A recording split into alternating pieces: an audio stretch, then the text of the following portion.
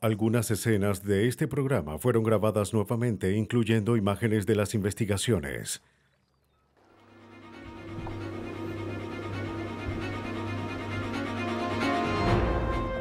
Un pueblo turístico se convierte en una trampa mortal para 3 vacacionistas. Los investigadores deben vincular al sospechoso a la escena, o su caso se enfriará en esas profundas aguas. Una mujer es disparada durante su secuestro y la escena es grabada. ¿Los detectives podrán atrapar al asesino con una imagen borrosa?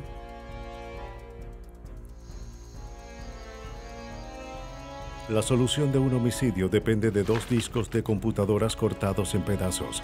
Los investigadores deben hallar la forma de juntar la evidencia fragmento por fragmento. Cada llamada puede ser monitoreada y cada transacción deja un rastro. La mayoría no suele pensar en eso, pero cuando ocurre un crimen, la tecnología puede convertirse en un testigo electrónico.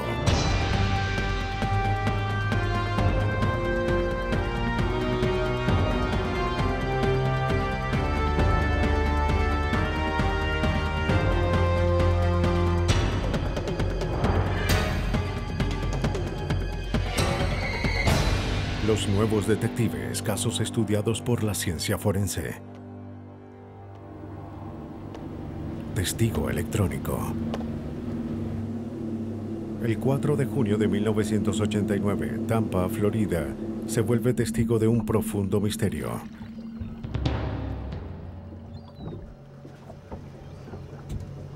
A las 9:30 de la mañana, un cuerpo es descubierto en Tampa Bay. Sus manos estaban atadas en la espalda y su boca y nariz estaban cubiertas con cinta de embalar. La víctima estaba semidesnuda.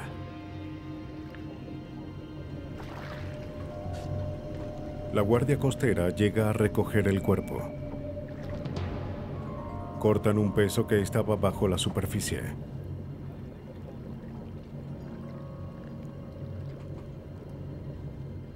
La víctima era una mujer. Mientras la llevaban hacia la orilla, reciben otra llamada. Un segundo cuerpo había sido encontrado a 11 kilómetros. La víctima también fue atada y aparentemente violada. Fue lanzada viva al agua. Era obvio que fue una víctima del mismo asesino. La detective de San Petersburgo, Sindra Cummings, trabajó en el caso. Este cuerpo, el segundo, también tenía una cuerda de nylon en el cuello. Era otra mujer semidesnuda. El extremo de la cuerda estaba atado a un bloque de cemento. Sus manos estaban atadas, pero creemos que luchó y en algún momento pudo deshacerse de las ataduras antes de morir en el agua. Pero no terminaba. Poco después de que se hallara el segundo cuerpo, una tercera víctima aparece a 182 metros, asesinada de la misma forma. Los 3 homicidios despertaron una intensa actividad. Botes de policía recorrieron Tampa Bay en busca de más víctimas. Buzos descendían hasta el fondo, pero no hallaron más cuerpos. Esas eran las buenas noticias. Las malas era que el asesino no dejó pistas evidentes, pero aún estaba allí, en algún lugar. Quien mató a estas mujeres tenía que ser un monstruo. La autopsia revela que las víctimas habían muerto 2 o 3 días atrás, por lo que el asesino tuvo tiempo de escapar. Todas murieron por falta de oxígeno, ya sea por la cinta en la nariz y boca, la cuerda alrededor del cuello o por ahogamiento. Al horror del crimen se añadía que las víctimas eran desconocidas. En un lugar turístico como Tampa, la gente entra y sale todos los días. Las víctimas podían ser de cualquier parte. El caso fue ampliamente difundido, esperando que apareciera alguien que conociera a las víctimas. Cientos de pistas llegan. 60 detectives se encargan de seguirlas pero no llevan a ninguna parte. Mientras, a 1.700 kilómetros en el condado de Van Wert, Ohio, un granjero llamado Hal Rogers se preocupa.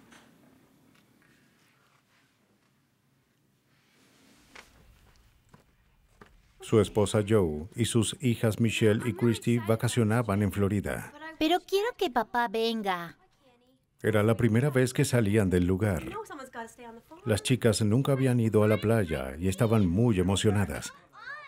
Pero Hal no podía dejar su trabajo en la granja y dijo que se fueran sin él. Su último mensaje era de 11 días atrás y no habían llamado en una semana. Él sabía que algo no andaba bien. Mientras Hal pensaba en ir a Florida a buscar a su familia, la empleada de un hotel en Tampa tenía sus propias sospechas. Había ido a la misma habitación 7 días seguidos para limpiar, que las ocupantes no habían dormido allí ni usado las cosas. No las he visto. ¿En serio? La información sobre las mujeres asesinadas aún estaba en su mente. Ella le pregunta al gerente sobre la habitación. Él informa a la policía.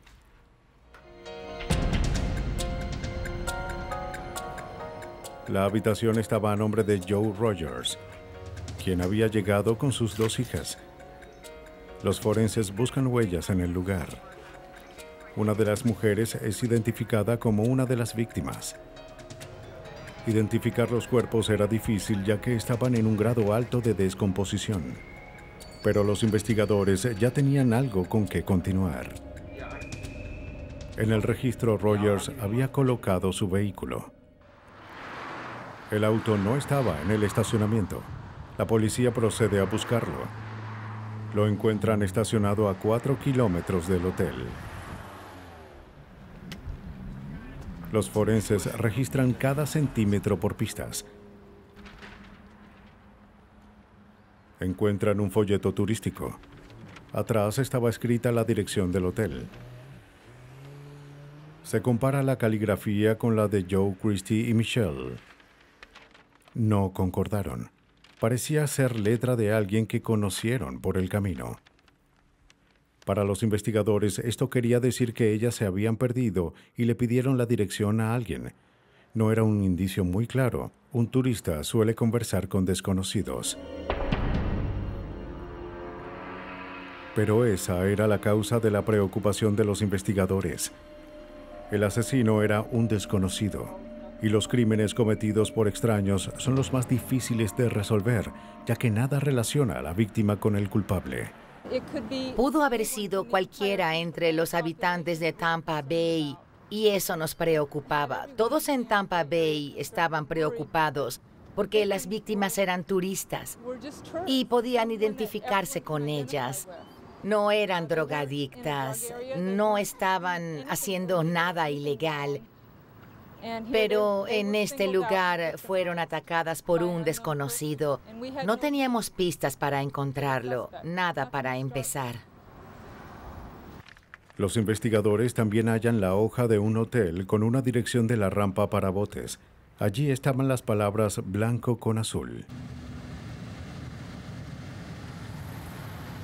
Como la dirección era de una rampa para botes y las víctimas fueron asesinadas en el agua, al parecer se trataba del bote del asesino.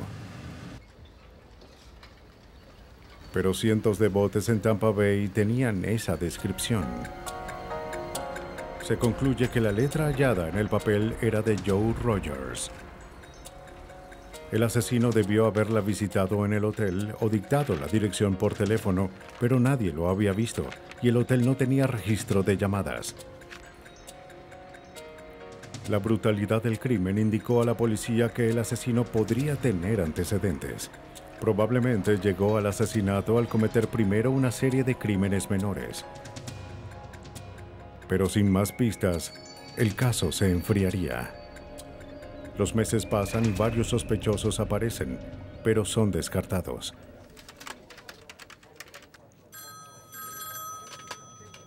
En octubre, 4 meses después, los investigadores reciben un informe sobre una violación ocurrida en Madeira Beach, 2 semanas antes del asesinato de las Rogers.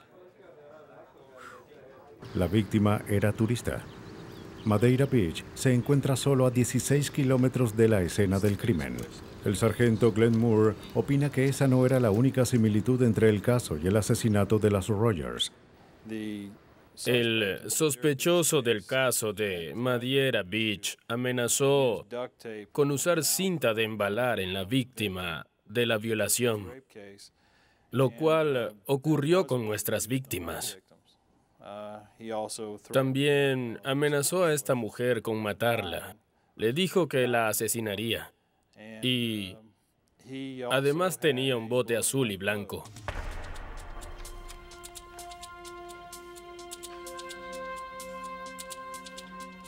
La víctima da una descripción del violador. Además de que tenía un bote azul y blanco, ella recuerda que conducía un vehículo de doble tracción con ventanas ahumadas. Un bosquejo del rostro del atacante es publicado en los diarios. Las pistas aparecen. Pasarían meses hasta que los detectives pudieran investigar los indicios que vincularan a un sospechoso con las víctimas. Pero no obtienen resultados. Había pasado casi un año. Lo único que tenían era la imagen de un violador que podría ser o no ser el asesino.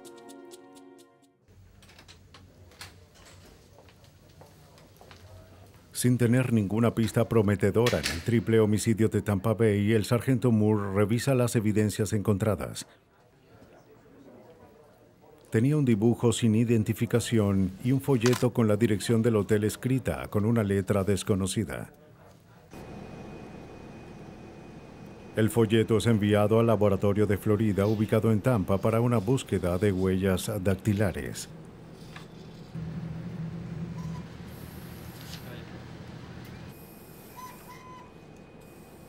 Se encuentran unas huellas que no pertenecían a las víctimas. Estas son analizadas por el experto Sam McMullen. Es lo que llamamos o nos referimos como la palma de escritor. Es cuando uno escribe un documento de cierta forma y la palma de la mano queda impresa en el documento. La huella de una palma es igual de concluyente que una huella a fin de identificar a alguien. Quien hubiese dejado las huellas fue quien escribió la dirección. Los detectives se preguntan si esa persona fue quien mató a las Rogers. Si este sujeto era el culpable, sus huellas probablemente estarían en el registro por otros crímenes. Aunque se incluyen las huellas de palma en el registro de un criminal, no suelen aparecer en el sistema computarizado de huellas. Los investigadores no podían hacer una búsqueda automática. Lo único que podían hacer era comparar manualmente las huellas de cada sospechoso que apareciera, pero aún no tenían a nadie. Las huellas y la letra encontrada parecían inútiles.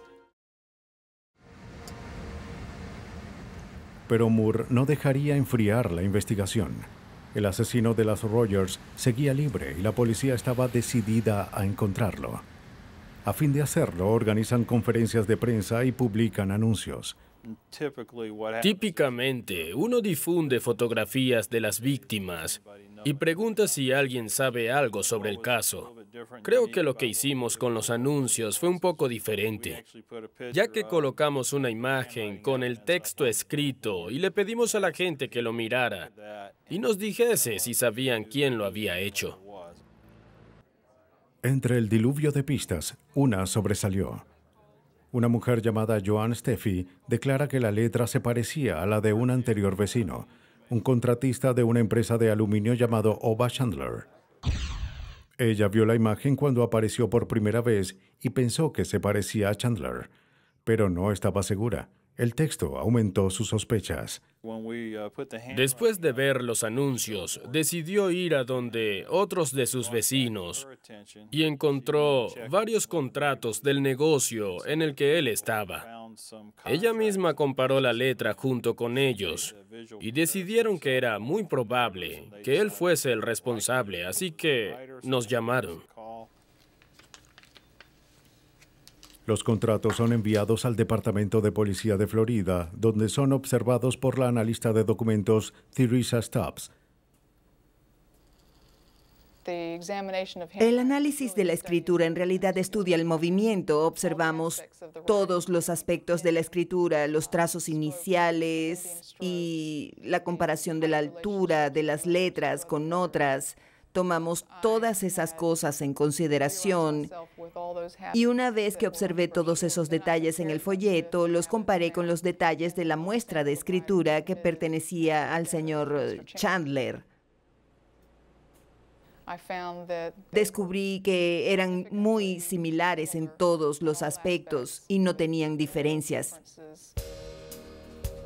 Esa coincidencia era la pista que los detectives necesitaban. Al investigar un poco más, descubren que Ova Chandler, de 45 años, tenía un largo historial criminal y que había sido arrestado por cargos que iban de robo y falsificación a secuestros. La policía consigue las huellas de sus palmas de sus registros de prisión. La huella encontrada en el folleto coincidía con la de Ova Chandler. Ya tenían un sospechoso. Ahora debían construir un caso. Los detectives se reúnen con la víctima de violación a fin de mostrarle varias fotografías y le preguntan si podía identificar al hombre que la atacó. Ella elige la fotografía de Ova Chandler.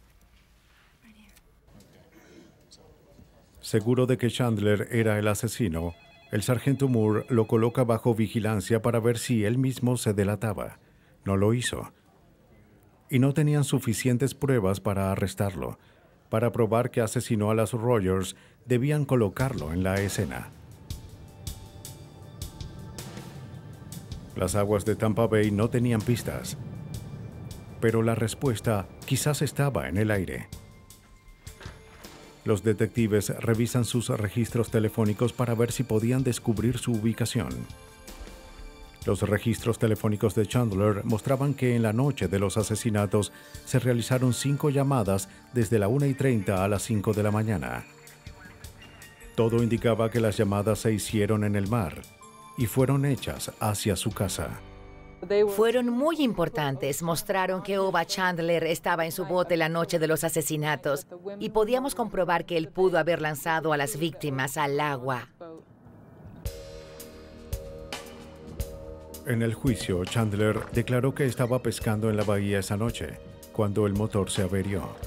Afirmó que el conducto de combustible se había dañado y que perdió todo el combustible mientras lo arreglaba con cinta adhesiva. Se quedó a la deriva hasta que un bote lo rescató. Pero el jurado no le cree. En el interrogatorio, Chandler no pudo explicar por qué llamó a su casa y no a una empresa de remolques. No pudo explicar dónde estaba el conducto de combustible en el motor. No sabía que la cinta para embalar no sirve para reparar un conducto de combustible. Y lo más importante, no sabía que su motor tenía una válvula antisifón que impide que el gas escape si el conducto se dañaba. Creo que para el jurado, uno de los momentos más decisivos fue verlo en el estrado y ver cómo todo lo que decía era refutado. La fiscalía presenta un escenario más creíble. Señor, ¿sabe dónde está el hotel? Joe Rogers y sus hijas estaban perdidas en Tampa, así que se detuvieron a pedir la dirección del hotel. El amigable desconocido que encontraron fue Ova Chandler. Ahora él sabía dónde se quedaban.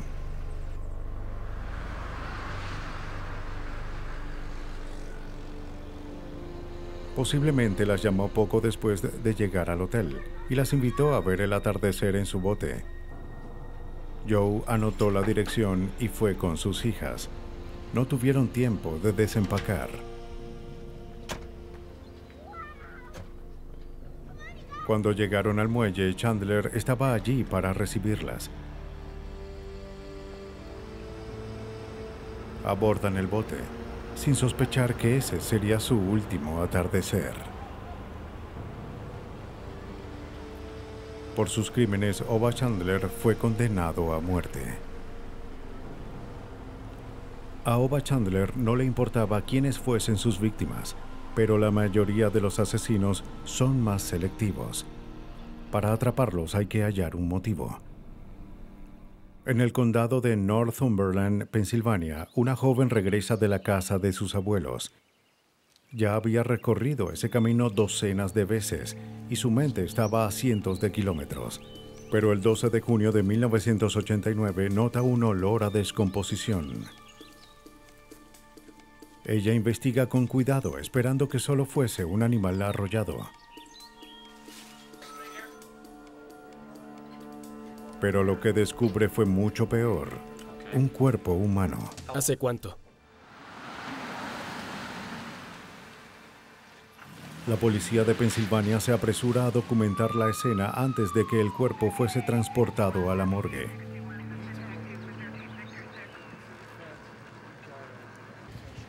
Toda investigación de homicidios empieza con 3 preguntas. ¿Quién era la víctima?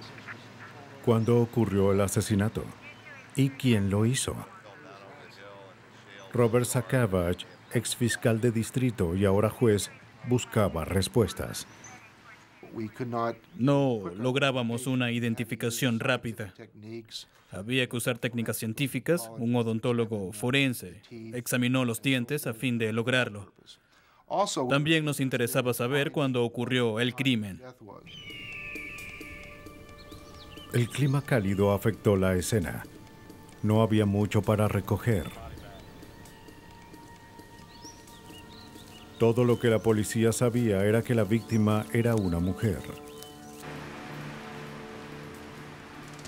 No lograron obtener detalles de su muerte con facilidad. Su ropa dio la primera pista. El forense Richard Aldrich analizó los restos. La ropa fue removida y después la observamos y examinamos. En ese momento, creímos que había sufrido repetidas puñaladas en la espalda que atravesaron la ropa, heridas con un objeto filoso. Luego se observan los insectos en el cuerpo. Se utiliza el ciclo de vida de las moscas y los escarabajos para calcular el momento de la muerte.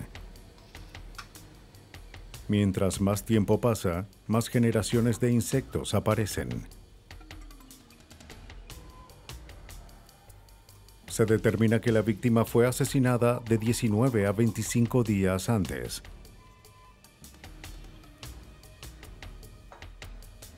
Mediante los registros dentales se identifica a la víctima como Lori Ocker, quien desapareció 19 días antes, el 24 de mayo. Lori Ocker había regresado a casa de sus padres junto con su hijo después de separarse de su esposo. Fue vista por última vez a las 3:30 cuando salía a su trabajo en una tienda de mascotas. A las 4 no había llegado al trabajo. Su jefe llama a su casa para saber dónde estaba. Su madre se preocupa. Ella debió haber llegado. Pensando que su auto pudo haberse accidentado, sus padres siguen la ruta de ella. No vieron ninguna señal de su hija hasta llegar al centro comercial. El auto estaba estacionado cerca de la entrada, pero no supieron nada de ella hasta que su cuerpo fue encontrado 19 días después. Por casi 3 semanas, Lori Ocker fue considerada una persona desaparecida. Pero ahora su caso era de homicidio, y los esfuerzos se centran en encontrar al asesino. La madre de Lori declara que ella había recibido amenazas de su esposo, Robert Ocker. La pareja mantenía una batalla legal por su hijo. Lori le tenía tanto miedo a Robert que escondía un arma debajo de su cama. Él se convierte en el sospechoso principal. Poco después de la desaparición de Lori, la policía interroga a Robert Ocker. Él les dice que estuvo haciendo diligencias en Plymouth Caravel. No había visto a Lori. Los padres de él concuerdan en que había salido, pero que había conducido el auto de su madre, un Chevy Celebrity del 84. En ese momento, los investigadores no le prestan atención a esa inconsistencia. Robert pudo haber mentido, ya que el seguro del Chevy no lo cubría. Para probar la participación de Robert, debían colocarlo en la escena del secuestro. La policía va al centro comercial para preguntar si alguien vio algo sospechoso. Hablan con la empleada de un banco situado al lado de la entrada. Ella sugiere que quizás el video del cajero automático podría tener alguna pista, ya que grababa el lugar donde la víctima estacionó su auto. ¿Por qué no ven la cámara del cajero? La cámara de un cajero automático cambia imágenes fijas en videocintas en ciertos intervalos. La cámara del lugar donde Oker desapareció tomaba una foto cada 10 segundos. Lori Oker había estado desaparecida por 5 días cuando los investigadores logran obtener la cinta. La imagen borrosa pero evidente mostraba el auto de Oker. Al lado había una persona que pensaron era Oker. Pero la próxima imagen, capturada 10 segundos después, llama la atención de los investigadores. La imagen no era clara. La cámara se centraba en una persona que hacía una transacción en la máquina. Y tras su hombro, hacia el estacionamiento, vimos lo que pensamos era la escena de un secuestro. La imagen mostraba un auto en el camino de la víctima. Ella se inclinaba hacia el auto. En la próxima imagen, el auto se va. Y Lori ya no estaba. El auto, aunque borroso, se parecía al Chevy de la madre de Robert Oker. Robert era sospechoso, ya que él y Lori se habían separado en malos términos. Lori temía por su vida, pero parecía que Robert logró que se subiera al auto. En el momento del secuestro, Robert Oker cumplía su primer fin de semana de visitas y tenía al niño con él. No podemos estar completamente seguros, pero sabíamos que él quería mucho al niño. ¿Habría alguna razón por la que ella se subiera al auto? Quizás, si alguien le decía que algo malo le pasaba al niño o que él la necesitaba, es posible.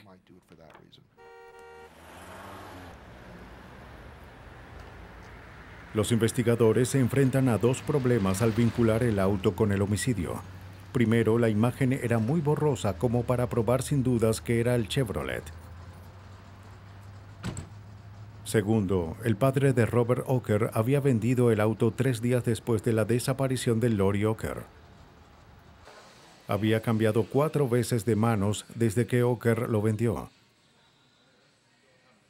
Pero finalmente localizan a su nuevo dueño a 145 kilómetros. A pesar de que el auto había sido limpiado profundamente antes de la venta, el equipo forense logra obtener pistas. En la goma de una puerta hallan fibras de cabello que coincidían con el de la víctima. Había sebo en el cabello, es decir, que no se había caído. La pregunta era por qué el cabello estaría en un auto que no le pertenecía a Robert Oker, sino a su madre. Es crucial ya que sabíamos que ella casi nunca se acercó a ese vehículo.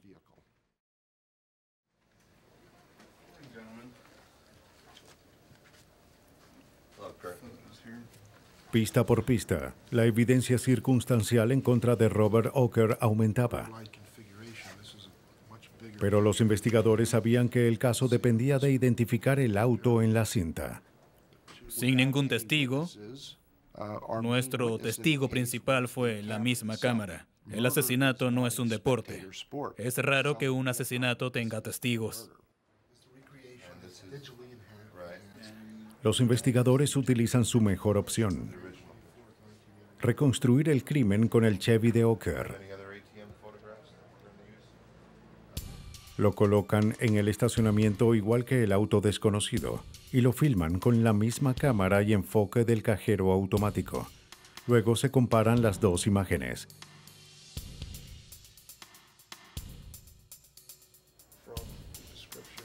Los resultados fueron animadores, pero insuficientes para despejar dudas razonables. La grabación del cajero no bastaba. Había que mejorar la calidad de la imagen, pero en 1989 esa tecnología estaba en su infancia. No sabían si era posible mejorar el video. Sakavage pide ayuda a Eastman Kodak. Ellos sugieren a la NASA. Si alguien podía convertir imágenes borrosas en evidencia sólida, estaba en la Organización de Defensa de Misiles en el Centro Espacial Kennedy. El investigador Allen Tidgen está a cargo de analizar imágenes de lanzamientos de transbordadores para solucionar problemas. La policía lo contacta, pero él sabía que para mejorar la imagen de la cinta no había que ser científico, aunque estaba cerca.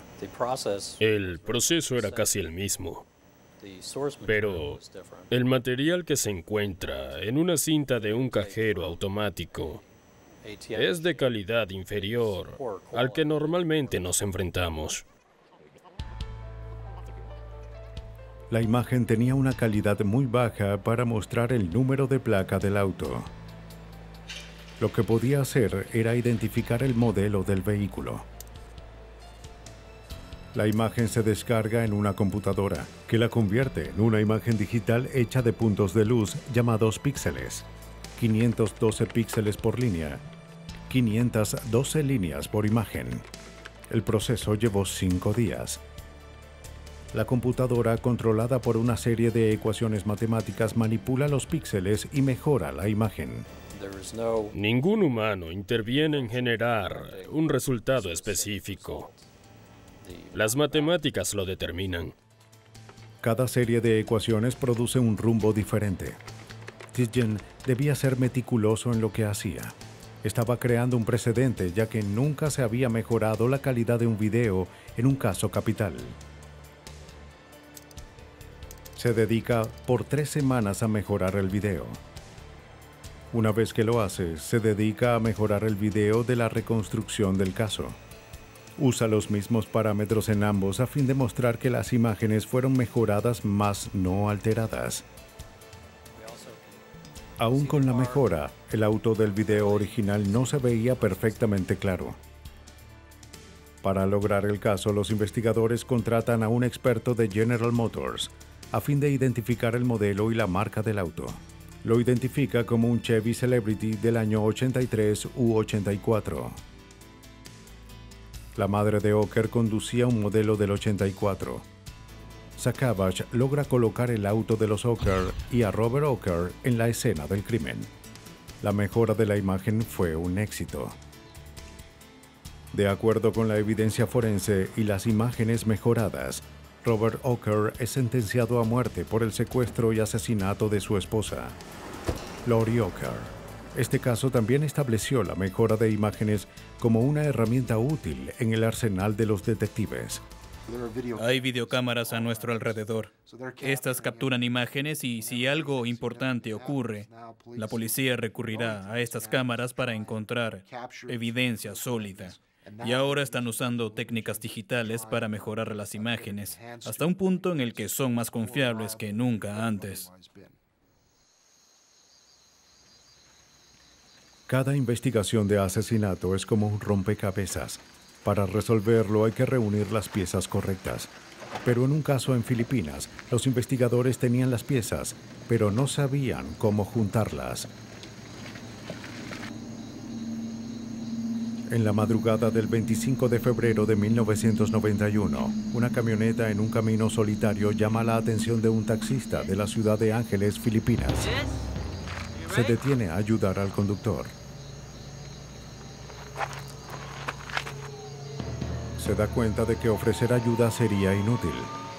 La conductora estaba muerta.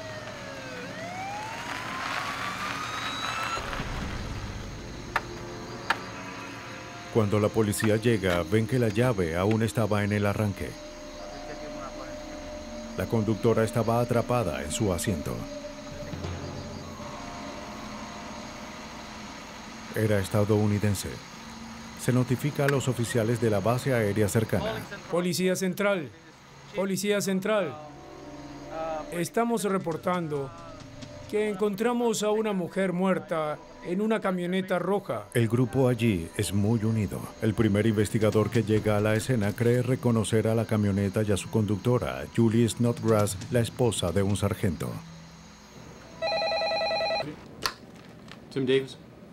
El forense de la Oficina de Investigaciones Especiales, Teniente Coronel Tim Davis, acude a la escena. Cuando nos acercamos al vehículo, uno de los agentes dijo, «Señor, creo que es Julie».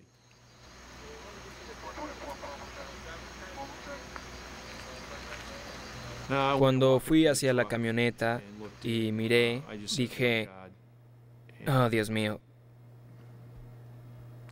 Son cosas que no se olvidan. Es en serio, no se olvidan. Como esposa de un oficial, Julie era una mujer amigable que iba a los días de campo y las fiestas junto con su esposo Joe y a veces sus 2 hijos. Era una buena mujer, amigable. No sabía si tenía enemigos. Por eso me inquieté tanto cuando estuve en la escena.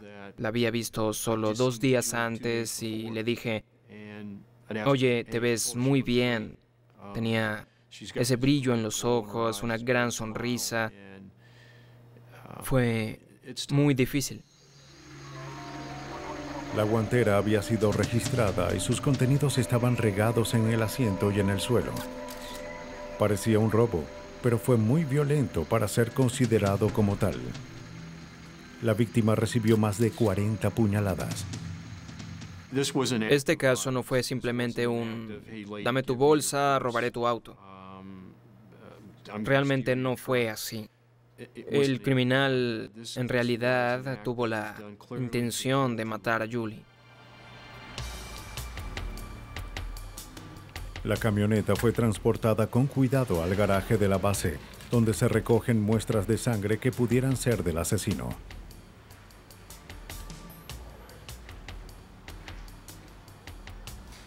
También se recogen muestras de cabello y fibras. Las muestras son enviadas al laboratorio del ejército en Camp Sama, Japón. Los resultados son negativos. La sangre, cabello y fibras encontrados en el auto solo pertenecían a la víctima.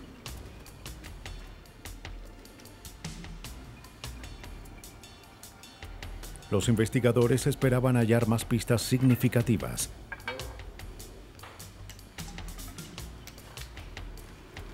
El auto fue cuidadosamente encerrado en una tienda y rociado con vapores de cianoacrilato que revelan huellas presentes.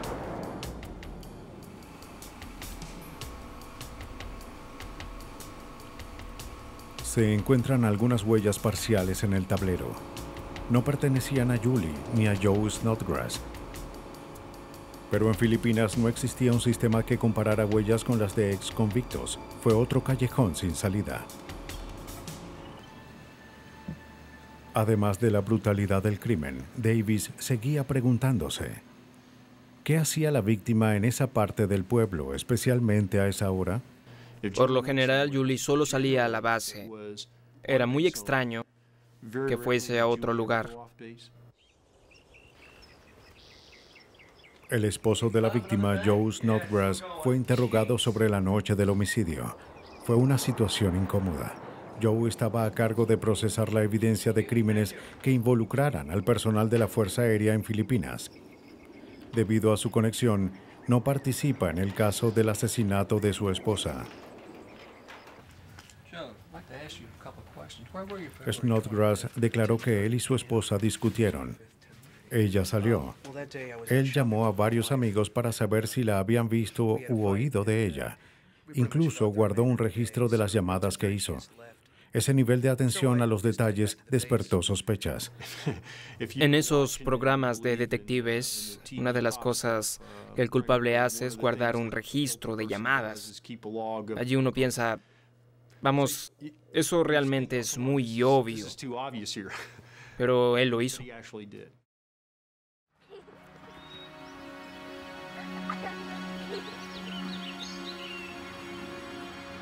Joe y Julie Snodgrass tenían un historial de problemas.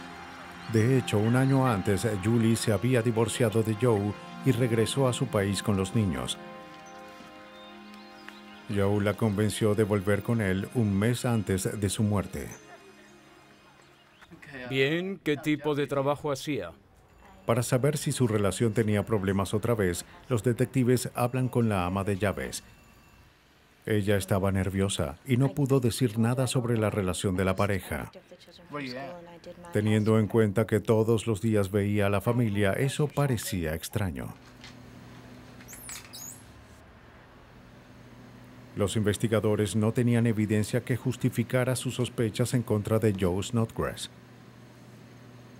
Pero el ama de llaves decidió decir la verdad. ¿Tienes algo que decir?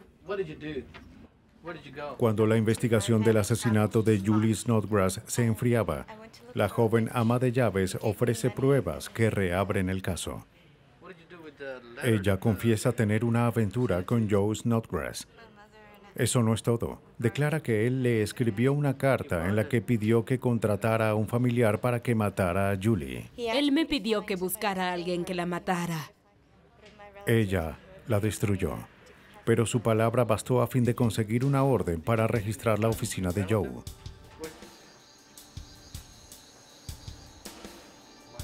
Los investigadores confiscan varias cartas y disquetes de computadora. Luego, como parte de un procedimiento legal, se pide a Snodgrass que identifique cuáles de los objetos son de su propiedad.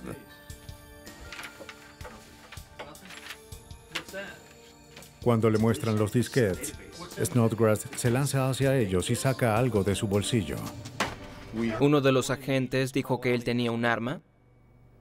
E inmediatamente varios agentes armados corrieron hacia la sala de interrogatorios. Y en ese momento vimos que Joe tenía un par de tijeras. Snodgrass había llevado un par de tijeras dentadas. Tomó el disquete con un solo movimiento. Ocurrió en cuestión de segundos. Y Joe empezó a cortar el disquete en pedazos. Era evidencia. Eso no debió pasar, pero ocurrió. Obviamente, los discos contenían algo incriminatorio. ¿Se podrían recuperar los datos? Davis tenía sus dudas. Tomó algo que estaba intacto y lo cortó en 20 pedazos. Y uno piensa que, en cierto sentido, eso se convirtió en otras 20 piezas de evidencia. ¿Cómo nos enfrentamos a eso? Esa era la pregunta del momento. Ninguno de ellos se había enfrentado a algo así. Davis envía los fragmentos al laboratorio forense del Departamento de Defensa Cibernética en Washington, D.C.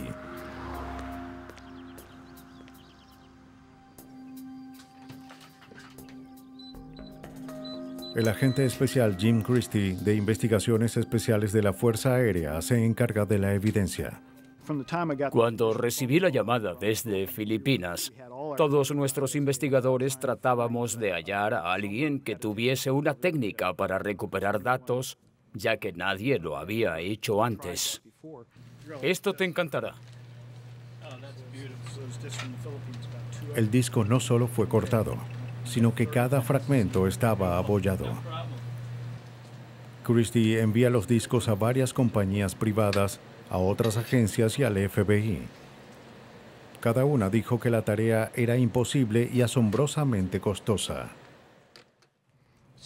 Cuando mi compañero Ed Cutchins y yo manejamos para buscar los discos y regresar a las oficinas, Ed dijo, bien, has dejado que todos le echen un vistazo, ahora es mi turno. Y le respondí, ¿qué piensas hacer? Él dijo, bien, los pegaré con cinta. No les diré lo que le respondí. Hicieron experimentos con disquetes formateados y vacíos. cortándolos, pegándolos con cinta y colocándolos en un lector para ver si los datos podían leerse. El primer intento los decepcionó. Lo encendimos y vi cómo el lector se movió en la mesa por 15 segundos hasta que los cabezales estallaron. Antes de intentar otra vez, los investigadores colocan un segundo disco bajo el primero para cubrir las partes dañadas. Vieron su primer rayo de esperanza. El disco sobrevivió. Pero antes de aplicar la técnica al disco de evidencia, debían aplanar los fragmentos primero. Una vez más, el proceso de ensayo y error tiene resultados. Se coloca una soldadura en una sección de aluminio, lo que produce la cantidad de calor y presión necesarios para aplanar los frágiles fragmentos. Después de aplanar los fragmentos, los investigadores tratan de leerlos. Sabían que solo tenían una oportunidad, así que cuando unen las piezas proceden a leerlas con cuidado. Temíamos que si las colocábamos juntas y una pieza se rompía y chocaba con el cabezal, las demás se dañarían, así que decidimos usar un disquete para cada fragmento. Cada fragmento es colocado en un disco diferente y leído individualmente. Había 23 fragmentos y 23 discos, y solo una oportunidad para atrapar al asesino. Los expertos en Washington, D.C. intentan ensamblar las piezas de un disco roto a fin de resolver un homicidio. Algunos fragmentos eran tan pequeños que los investigadores no sabían cómo colocarlos en el disco. Estas piezas son rociadas con una solución llamada Magnacy. Al secarse, esta sustancia se convierte en polvo y revela los rastros magnéticos de los fragmentos de disco. Una vez que el fragmento se coloca en el disco de apoyo, se remueve el polvo. Al fin llega el momento de leer los fragmentos. A fin de observar y analizar los datos, los investigadores utilizan un programa llamado Anadisk, desarrollado por las fuerzas de la ley. Anadisk conservaba los diferentes segmentos del disco y los mostraba en la pantalla para que pudieran ser combinados. Las piezas, en más de un sentido, empezaban a juntarse. Pero los fragmentos aún causaban problemas. La información en un disco es altamente comprimida. En cada unión de los fragmentos del disquete se perdía contacto con el lector y varios segmentos de datos se perdían. Para este grave problema se busca una sencilla solución. Solo colocó un dedo en el cabezal, así como se hacía cuando una vieja máquina de fotografías con monedas se atascaba. Cuando colocó el dedo en el cabezal y volvimos a leer ese fragmento, el lector no tuvo problemas. Los investigadores hallan cartas de amor que Snodgrass escribió tanto a su esposa como a su amante, además de cartas a su compañía de seguros en la que pedía que aumentaran la cobertura de Julie. Además, encuentran evidencia que vinculaba a Joe con un negocio de mercado negro.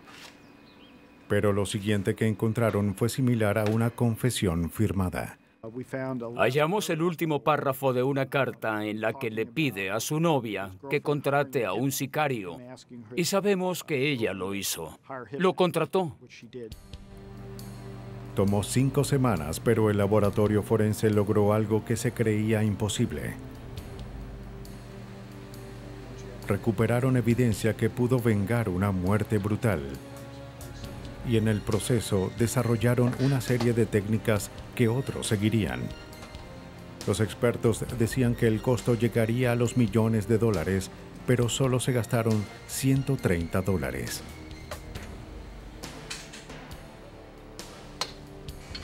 La información recuperada fue enviada al teniente coronel Davis en Filipinas. Al principio no pensamos que pudiésemos lograrlo, pero con la información que recuperaron del disquete no había ninguna duda. Teníamos a Joe. Los investigadores reconstruyen los hechos que probablemente llevaron al asesinato. Joe Snodgrass, un hombre controlador en su matrimonio, la convence de enviar un dinero que debía a uno de sus contactos en el mercado negro. Le dice que recoja a 2 de sus compañeros y conduzca con ellos hacia el punto de encuentro. Ella acepta. No sabía que los hombres que había recogido eran los que él contrató para asesinarla. Eran familiares del ama de llaves de los Snodgrass. Ella confía en ellos y los lleva hacia un lugar apartado. Allí la matan. Díganos qué fue lo que ocurrió. Ellos confiesan y reciben 20 años. El ama de llaves recibe libertad condicional. Lo haré por última vez. No más. Y la mente maestra del crimen, Joe Snodgrass, es condenado a cadena perpetua. Nunca llegas a pensar que puedes llegar a investigar a uno de los tuyos por asesinato o conspiración para asesinar. No se te pasa por la mente, jamás. La tecnología no solo nos simplifica la vida, sino que también hace más difícil que pasemos desapercibidos. En casi todo lo que hacemos, dejamos un rastro electrónico tan evidente como nuestras huellas y tan único como nuestro rostro. Cuando un crimen no es percibido por los ojos del hombre, los investigadores pueden recurrir a un testigo electrónico.